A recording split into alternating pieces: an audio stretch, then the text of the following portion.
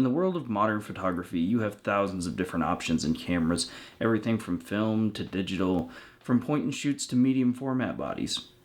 But there's one tiny camera that disappeared off the market almost as quickly as it appeared.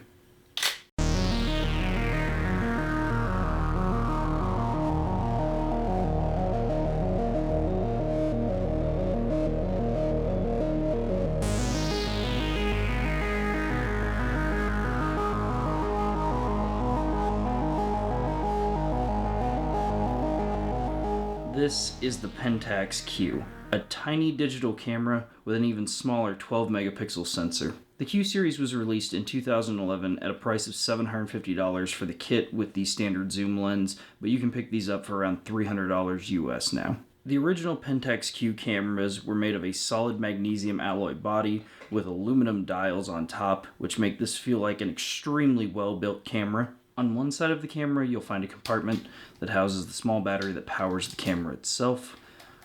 And on the other side of the camera, you'll find an SD card slot that supports cards up to 128 gigabytes. The subsequent Pentax Q models, such as the Q7 and the Q10, dropped the magnesium alloy body for a more standard plastic construction. I think this severely hindered the Pentax Q, because there's just no beating the construction quality of the original. Throughout the life of the Pentax Q series, there were 6 lenses that were developed. I picked up the number 2 zoom as well as the number 1 prime lens. The number 1 prime equates to roughly a 48mm, and the number 2 zoom equates to a 28 to 82mm. This also depends which Q body you're on, seeing as the crop factor and sensor size changed among the Q bodies. While this camera may look like a toy, it is anything but. When this camera came out, it featured 5-axis in-body image stabilization, a leaf shutter mechanism, as well as built-in neutral density filters. These are features that weren't even present on full-frame cameras at the time, and really not many other cameras contained all 3.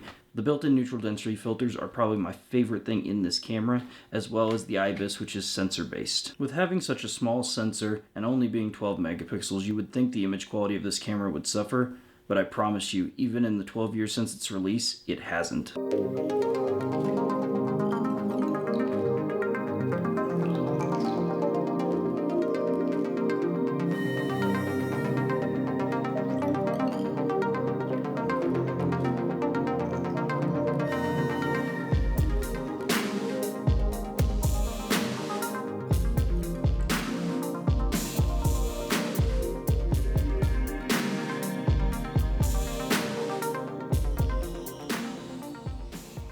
While reviewing the images that came out of this camera, it got me thinking that maybe your gear really isn't everything, and that even a camera this tiny with a sensor this small is capable of creating amazing images.